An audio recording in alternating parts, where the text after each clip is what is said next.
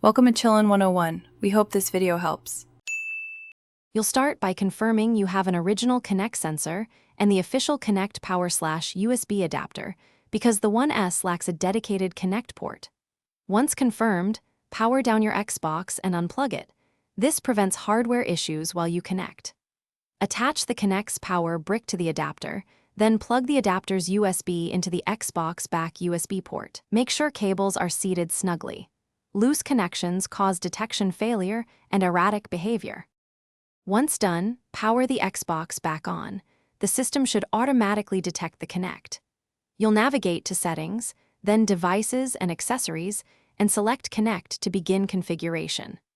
Follow the on-screen prompts to allow camera and microphone access and to perform the guided audio and room calibration so voice commands work reliably. Make sure the sensor sits centered above or below your TV at eye level.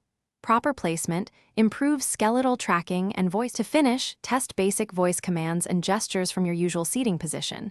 This verifies calibration and microphone gain. If the Kinect fails to respond, make sure your Xbox firmware is up to date because updates often add device support.